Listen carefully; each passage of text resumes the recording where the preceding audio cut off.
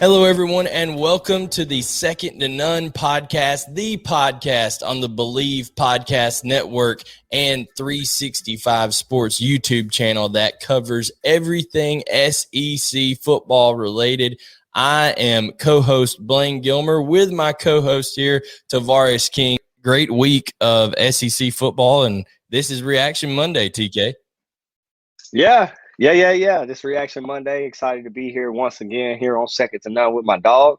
Man, and definitely another happy Monday because the dog's got a big victory and we put a lot of points on the board, my guy. So excited to talk about that a little bit, as well as some marquee games in the conference. We'll hit on, but yeah, man, it was a really good, interesting week too. Learned a lot about a couple football teams. Yeah, and TK, what we're learning is, man, it's a gamble at the quarterback position in the SEC right now. And speaking of gambling, I mean, people just throwing people out there hoping for the best. Speaking of gambling and betting on some of these games, we give our spread picks on against the spread on Wednesdays. We give our lock-in picks on Fridays. But TK, when you're talking about betting, you got to go with Bet Online because it's that time of the year again, and all eyes are on the gridiron, guys, and teams are, back at it, back playing between the white lines. As always, Bet Online is your number one spot for all the pro and college football action this season. Get all your updated odds, props, and contests, including the biggest $500,000 NFL mega contest. The world's largest $200,000 Survivor contest open now at Bet Online. Guys, head over to the website, use your mobile device to sign up today and receive 100% welcome bonus. Bet Online, the fastest and easiest way to bet on all your favorite sports. Bet Online, your online sportsbook experts. So, TK, we always appreciate Bet Online, but, a lot of people, I think UAB in particular, and we'll get that Georgia game out of the way right off the bat because there wasn't a whole lot to talk about other than the fact that they just blew up offensively.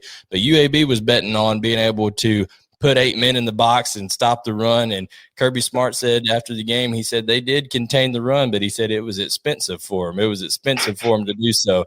And first play right off the bat, first pass, Jermaine Burton, 78 yards to the house, followed up by, Kenny McIntosh with a nice reception, kind of cutting across on a check down in the end zone. You got Arian Smith. You got Brock Bowers twice. Just a real offensive explosion. Talk about Stetson Bennett and really how remarkable it is that he's able to continue just to step up when called upon by Georgia. Well, yeah, I mean, you obviously have to talk about Stetson and just the job he does, not getting reps, not getting the type of reps obviously the other guys are getting. The fact that he can go out there and get the job done says a lot about who he is, and the fact that he got the nod over Carson Beck, with JT being actors that believe in him, and the fact that they played the way they did says a lot about how he can carry the team and get a team rallied around him. So I think that Kirby giving him the nod was huge. And I believe, if I'm not wrong, I think I said it was going to be an explosive day for the wideouts, bro. When you stack the box and you put 7 and they put 8 in the box, it becomes an expensive day. And I said it was going to be an explosive day, and it was. People were wondering where our offense was in week 1. Well, it's here. And when you have games like that, it builds confidence, bro. It builds confidence for those young guys. I bet those guys are feeling really good about their performance, feeling really good about what they did, and that's going to carry over into next week. So hopefully, we can continue to do those things offensively, and our defense is going to be what it is, my dude. Yeah, the defense once again stifling, and people are going to think, oh, well, it's UAB. Just watch UAB the rest of the year. That's a well coached football team, and they're going to probably win the Conference USA again. It's going to be, Tyler Johnson's a 5th-year quarterback over there at UAB, but Georgia's defense is just stifling. You're right, Stetson Bennett just has that swag about him, man. He carries himself like a QB1. I'm not saying he's going to play over JT Daniels or anything like that, but it's just a real luxury for Georgia to have, to be able to call upon somebody that they know can get it done when need to. TK, they have South Carolina and Vanderbilt coming up, and South Carolina is the next team we're going to talk about in their performance against East Carolina. But, you know, with those games coming up, 2 games that Georgia has a massive talent advantage and should be able to really just go out and kind of have their way with things again.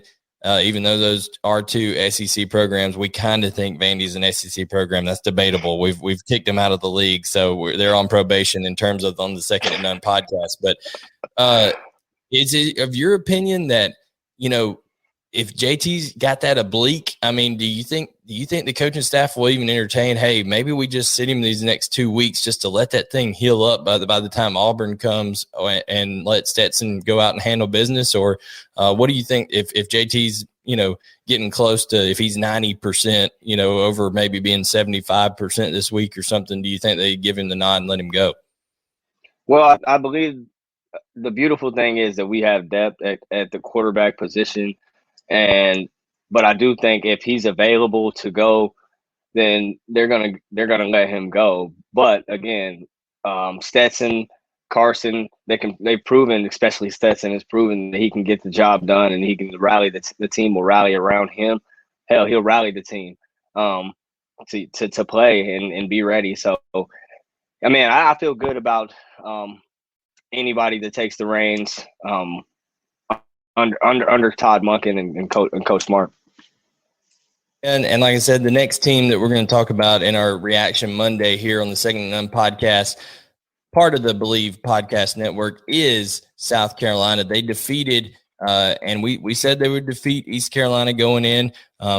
They defeated them by a slim margin, 20-17. You know, Shane Beamer got a little dose of reality, I think, after playing Eastern Illinois. That program, they just lost so many guys. Will Muschamp leaving the program. And when there's turnover, there's always transition, especially in the day of the transfer portal.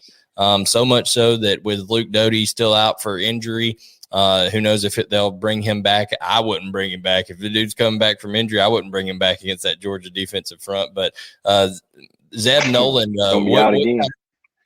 what kind of a great story, though, that could be for Zeb Noland. You know, he's 2-0 and 2 starts for South Carolina after thinking his career was over. And now he's coming back to his home state where he's probably, less than 30 minutes away from where he played high school ball. So Zeb Noland, again, 13-24, 214, a touchdown, an interception to lead South Carolina over ECU. That's not a victory to sneeze at, though. We told everybody that ECU was going to kind of bring some competitiveness in that game. So, I mean, what's just your thoughts on South Carolina real quick, behind Zeb Noland being able to win that game on the road? Yeah, that's not a cupcake game. They went in there and earned that game. I think Zeb Noland is a somebody that's been in games since a little kid, so he understands adversity. He understands going into a hostile environment. So I would 100% think that he would be the guy stepping into Stanford Stadium next weekend, especially with what you said. He's coming home. He's coming home. That'd give him an opportunity to come home and what better story would that be if they left Athens with a victory? Obviously, I'm hoping they don't. But what a great opportunity it'd be for him to play between the hedges, to start between the hedges. No doubt. And then we real quick on Vanderbilt. I guess Vanderbilt, we're still not going to apologize to you because you lost to East Tennessee State. We said we were going to pick anybody over you for the rest of the year. I still, even though the Vanderbilt went on the road and beat Colorado State, which is not a Power 5 program. It's SEC play now.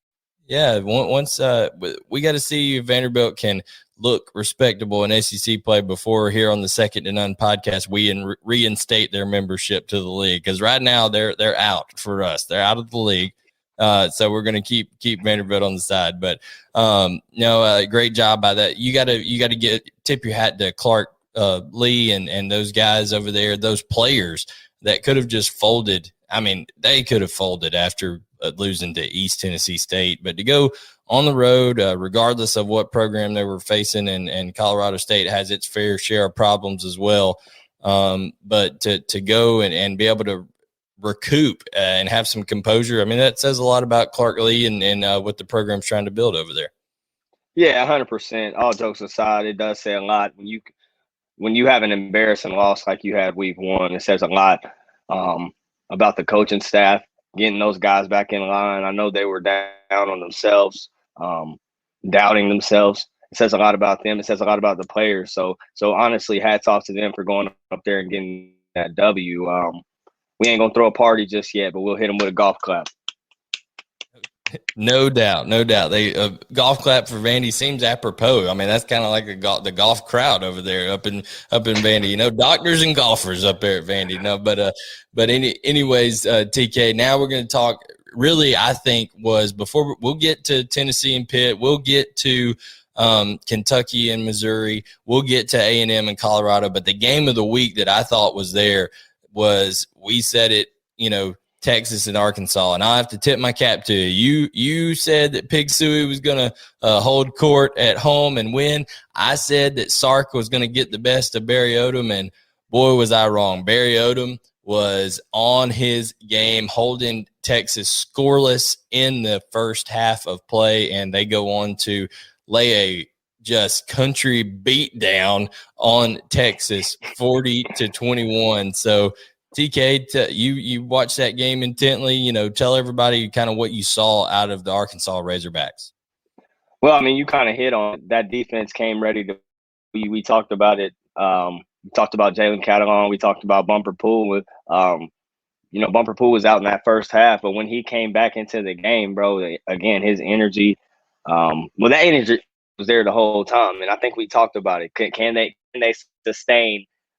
You know, having a guy like him on the sideline for 2 quarters, and dude, they were locked in, loaded, ready to go from the get go. You said it, held them scoreless, no tuggies in the first half, and dude, that second half when Bumper Pool was out there, they looked even more locked in.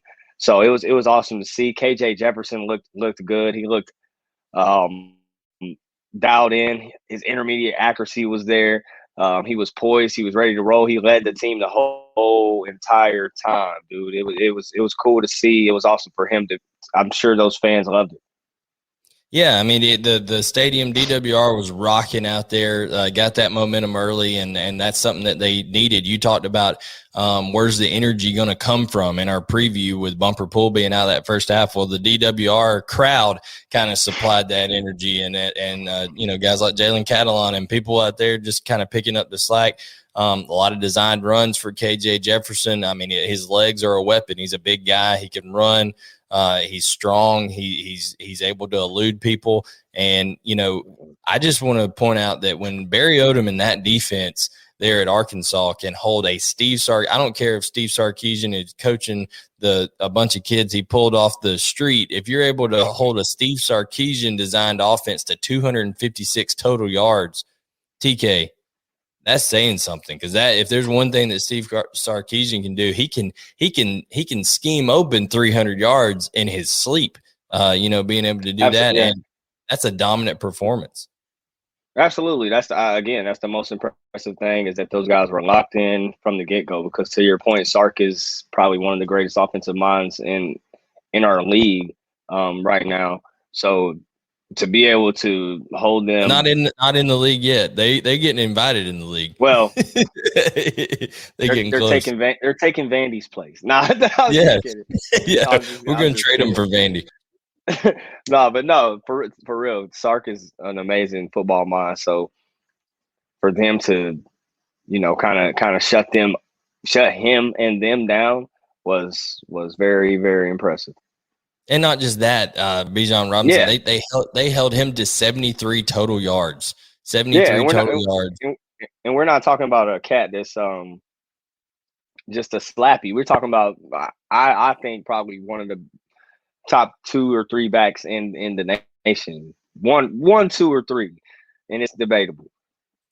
Yeah, I mean, Bijan Robinson is a just tremendous running back, both versatile. He's able to tote the rock and, of course, catch it out of the backfield too, which he did in week 1. So Arkansas fans have to be extremely excited about the result. And that game looming, you know, now, in my opinion, going through, we talk about Georgia's road, to Atlanta. TK, that game where Arkansas comes to Athens in about 4 weeks from now, that's going to be a matchup of two really just physical, get after you, just assume spit in your face is anything else defenses when they meet there in between the hedges. And excited as those Arkansas fans have to be, we're also excited that our pod is partnering with PlayActionPools.com to bring some interactive fun for the sport that we love the most. You'll be able to get in on the action with our Play Action Pools Pick'em Challenge, which is open to everyone. Here's how it works. You can sign up for the contest Believe Football Pick'em at PlayActionPools.com and then get your picks in each week. We're going to select the 10 highest profile games of the week between NFL and college football. Whoever gets the most picks correct each week will win a pair of electric sunglasses and a pair of DC shoes. Again, go to PlayActionPools.com and sign up for the contest Believe. That's BLEAV Football Pick'em. And if you plan on hosting your own football contest, go to PlayActionPools.com. They've got Survivor pools, Pick'em, as well as cool sports book style concept called Build Your Bankroll. PlayActionPools.com, your new home for all your office sports pools. TK, we need to get in on that action. They got one for the Believe host. We need to get on that action as good as our picks were in week 2, man. I mean, tell you, people got to listen. We got the picks for them, Yeah, we pretty nice with it, so we might as well start. We might as well get in on that for real. The Believe host. That's it. That's no doubt. So moving on from a great game in Texas and Arkansas, another game that had a lot of excitement in it as well was that Tennessee and Pitt game. Both you and I thought that Pitt would be able to go into Knoxville and take care of things for 2 reasons. We thought the defense for Pitt would prove to be the difference in the end. And we thought the culture of Pat Narduzzi being a veteran coach there, 7 years at Pitt, versus the early on experience of Josh Heupel in Knoxville, really trying to get the rudder going in the right direction. It kind of came to fruition on Saturday, did it not? Yeah, I believe we called this one too. And, unfortunately, Joe Milton goes down and things kind of start going south for the Tennessee Volunteers. But I think, to me, the key of the game was this. Every single time Tennessee, Pitt was ahead, but every single time Tennessee started firing back or answering the bell, defensively, Pitt was just there, dude. They were there. They were in throwing lanes, pass breakups, and then finally a pick. So a crushing pick. So I mean, it was one of those games where Tennessee just couldn't quite get over the hump. But I think, again, the key to the game, Pitt talked about it. Their coach is hard nosed, locked in, and they looked it. They looked like they came to Knoxville to leave with a W, and they did just that. No doubt. And when you talk about the Tennessee quarterback situation now, like you said, Joe Milton goes down. Hendon Hooker, transfer from Virginia Tech, comes in. He was 15-21, so he's efficient. He didn't look bad at all. I'm just telling you, when they were knocking on the door every time, bro, something would happen. So it was just unfortunate for him. Yeah, being able to finish those drives. I believe when you were there at Georgia under Coach Rick, finish was the mantra. Finish the drill. Finish the drill. Get it done. And Tennessee still looking to do that, gain that consistency in that program. But, honestly, a lot closer game than I thought it would be. I thought Pitt would kind of go in and have their way with them. But ultimately, that defense, the leadership of Pat Narduzzi, and then Kenny Pickett.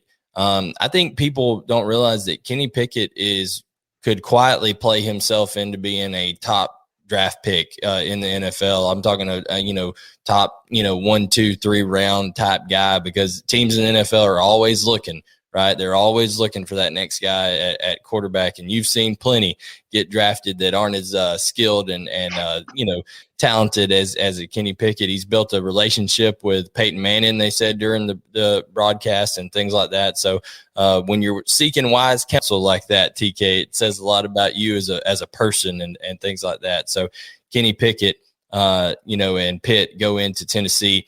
and get a victory there. I think Tennessee is going to have to be able to, they ran the ball okay, but we said that if when you talk about Joe Milton and Hendon Hooker, that's really who had all their runs. Hendon Hooker, 49 yards, Joe Milton, 54 yards. Jabari Small, only 18 yards on the ground. Small had 117 yards, I think, last game, only 18 this game. So we said if Tennessee wasn't going to be able to run the football, we don't think their passing attack is there yet, and it wasn't. So Tennessee has to improve the passing game. Speaking of that, passing game issues, Texas A&M goes to Colorado. TK, this is not even a game that we put in our preview section on Friday because we thought that, number 5 team in the country going to lowly Colorado Buffaloes who haven't been relevant in a while. We thought they would just go in there and boat race them. And Haynes King gets hurt and only gets to throw 2 pass attempts on the day. He gets hurt in the first quarter with a lower right leg injury. Some people are speculating that it could be as bad as a broken ankle. Who knows what's going to end up being he was on crutches on the sideline for the rest of the game. And Zach Calzada, who's from Lanier High School over in Swanee here in Georgia, saw him play in high school. He comes in, goes 18 for 38. When you're 18 for 38, they survived on pure talent alone, being able to be more talented than that Colorado team. Recruiting won them that game. Zach Calzada did have a touchdown pass, a clutch touchdown pass that ends up winning them the game. But TK, this is not, when you have Isaiah Spiller and when you have Arian Smith and you have Jalen Weidemeyer, all these weapons that we've talked about, and there's this inefficiency in Jimbo Fisher's offense, that's got to be a big concern for Texas A&M at this point. Well, it's huge. I think we talked about it early on as well. The recruiting has to start showing, and I think one thing that we can pride ourselves on at Georgia is the recruiting and the depth. If you look, guys are going to get hurt. We've got Anthony Richardson's hurt. We've got Joe Milton's hurt, and then what's after that? So you got to start recruiting for depth, I think, and your recruits have to start. The talent has to start showing. But obviously that was a big blow. Haynes King going down, Calzada stepping in, getting it done. But 18 for 31 isn't going to get it done in our league. Like you said, they won this game because they were physically more talented and physically more gifted than those kids at Colorado. And that gap, that talent level gap, even though A&M has, built a nice roster, having top 10 recruiting classes for, 3-4 years in a row here under Jimbo Fisher, that talent gap isn't going to be producing. Yeah, but that talent gap's not going to be as big when they start facing SEC teams, because other SEC teams are recruiting similar as well. So they have to have better execution and can't survive on the talent alone.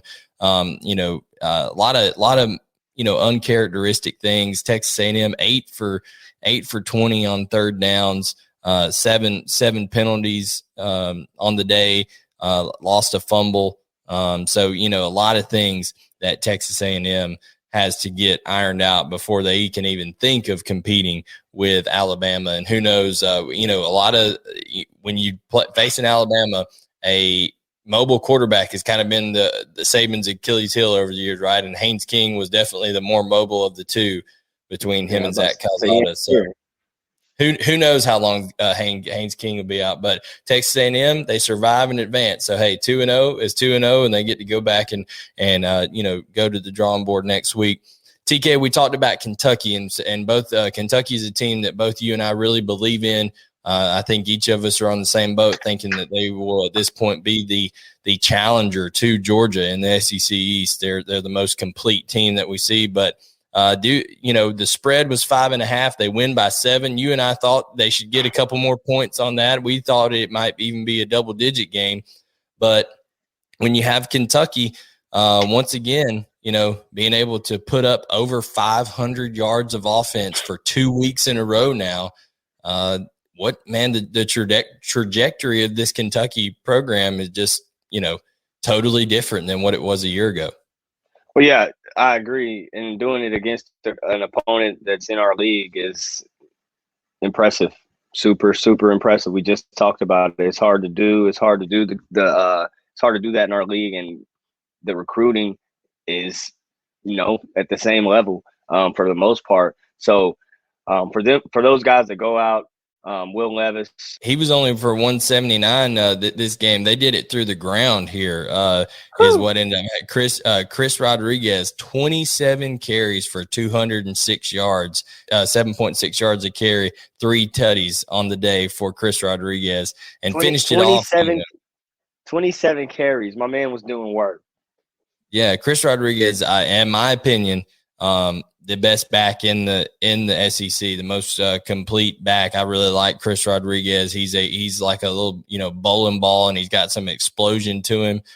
Chris Rodriguez is a guy that is just explosive, electric for Kentucky. So, and I think what you have to like if you're Mark Stoops in Kentucky, TK, is the first game they go out against UL Monroe and they show that explosivity through the air. They're able to, Will Levis is able to, take that away. Of course, I'm sure Missouri saw that film and did some different things defensively to try to take away Josh Ali and Wan'Dale Robinson, all that kind of stuff. And then lo and behold, when they change up the defense, Mark Stoops ain't too proud to keep handing that rock off to Chris Rodriguez. So what does that say about that offense there at Kentucky, and they're having different ways to win? Mm-hmm. Exactly. That's exactly what it says. It says that we can do this. We can beat you in more than one way. We can. How do you want it? I'm surgical with it, as Denzel says. How you want it?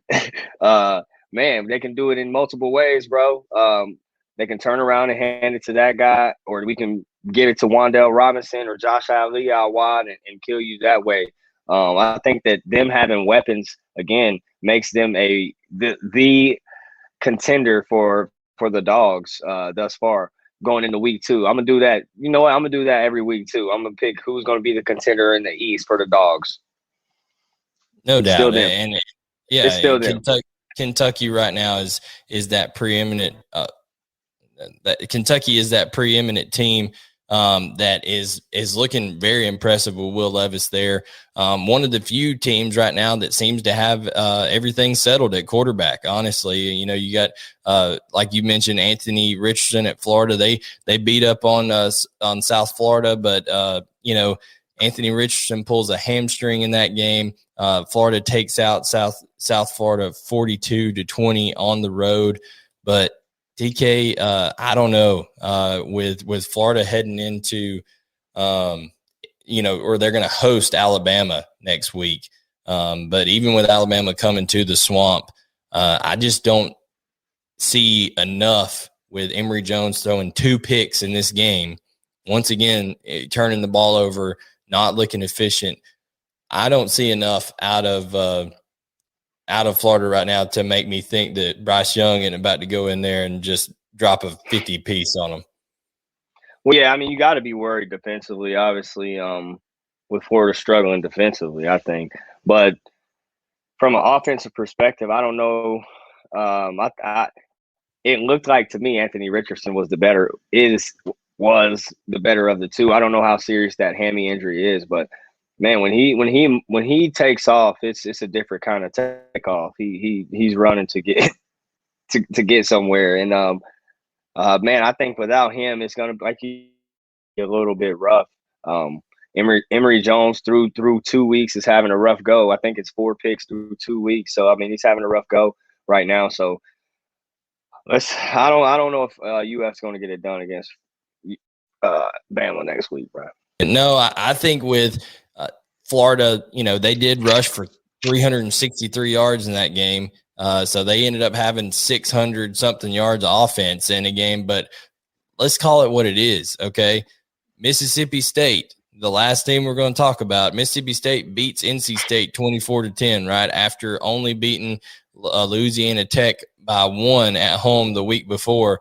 That same South Florida team that Florida just took care of 42-20, NC State beat them jokers 45-0 in the first week. So if you're doing some score comparisons, not a very impressive win by the Florida Gators there in terms of, just not really fully being able to just go start to finish. Because in that second half, South Florida outscores Florida 17-7 in the second half. So, you want to finish that game better if you're the University of Florida for sure. But to end things off, we're going to apologize to Mr. Zach Arnett, the defensive coordinator at Mississippi State.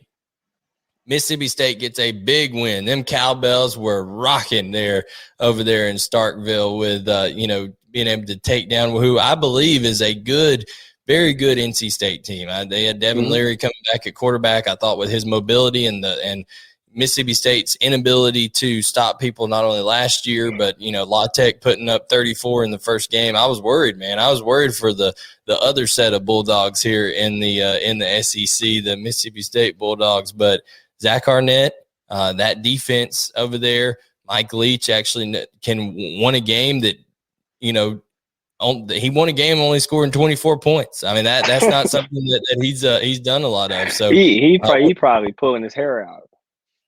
Oh yeah, him. He probably called Hal Mummy, his guy that started that, all that air raid stuff back in the day when they were working at Kentucky together with Tim Couch, and like, man, I ain't ever won like this. This is crazy. But Mike Leach able to win a low scoring contest over there. What does it say about them being able to, much like Vanderbilt, except on a whole different level, being able to come back from, even though they won week one, a embarrassing kind of performance, to being able to kind of take it to a good team at home. Yeah, I mean, I think it says a lot. I think it says a lot that they were able to hold NC State's offense. Zach Arnett, hats off to him for getting those guys ready, because it's hard, bro. It's hard when everybody's talking about everybody hanging hella yards and points on you. You can't stop nobody. You hear that, that, but sometimes you got to ignore the noise. And Zach Arnett and that defense did that this weekend, and they came out victorious. And Mike, Coach Leach, man, it's funny. It's 24 points isn't a lot for them. So, like I said, he's probably pulling his hair out, but I know he's glad they got that dub. No doubt, and I think they've got a good player there in Will Rogers at their quarterback position. However, uncharacteristic. I mean, they win that game with only 316 yards of total offense.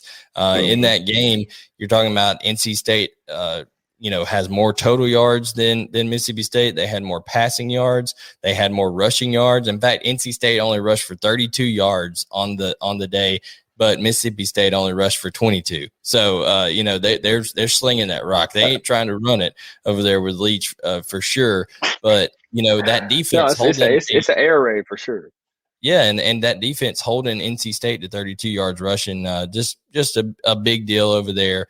They did win the time of possession battle. So Davis Wade Stadium in there in Starkville, that home atmosphere, getting it done for the Mississippi State Bulldogs once again. But guys, that's our kind of our reaction Monday in terms of going through the games and everything. TK, Alabama, plays a cupcake in Mercer. There was a lot of other, cupcake games. But now next week, SEC schedule hits. So after week 2, are there any teams that you just feel differently about than maybe you did in after week 1? Anybody that has kind of lost their stock has gone down, or maybe their stock has gone up after man, this week? Let me check my list here, man. Kentucky's still balling. Whose stock went up?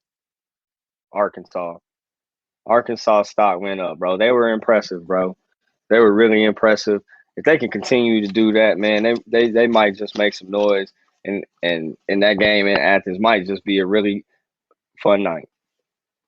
No doubt. And I think Arkansas, honestly, after seeing the Haynes King injury and seeing how A&M played on the road, I don't think you'd be hard pressed to say that Arkansas and Ole Miss are really the two teams that scare Alabama the most right now. In terms of the West out there, I know Alabama's not scared of anybody, but in terms of the West, those two teams are the teams with mobile quarterbacks and defenses that seem to be highly improved from year 1 to year 2 under their head coaches that, can at least maybe compete and have a ball game, because LSU and Texas A&M don't look like those guys right now. Can we even say that out loud? Alabama's scared of Mississippi State and Arkansas. I don't know if I said Ole Miss. I said Ole Miss. Ole Miss. Okay. Ole Miss, and still, can we say that out loud though? Hey, they took him to the brink last year. We might want to whisper that one. Yeah, I like I said, it's I don't know if anybody's going to come close in the West, but now it looks to me like, you know, how we're saying Kentucky's the biggest threat to Georgia in the East. I think Arkansas and Ole Miss may be the biggest threat to Alabama in the West, just because of how they're playing. Okay, that's fair. Yeah, so that's our stock up and stock down report here. TK saying that, you know, I think Texas A&M went down a notch in my eyes. Kentucky and Arkansas are both, you know, still right there in a just upward trajectory. That both those programs looking great. Vandy's still trying to get back into the SEC even after a win in our mind. But here on the Second to None podcast, which is presented by Bet Online and playactionpools.com. For TK, I'm Blaine Gilmer, and thank you so much for joining us. Make sure to go ahead and hit that like button on the YouTube channel, subscribe to the channel, turn on notifications for 365 Sports. Also, subscribe to us on Apple Podcasts, Spotify, Google Podcasts, anywhere you listen. And we will catch you on Wednesday for a What's the Spread Wednesday for Week 3 SEC opening action on the Second to None podcast.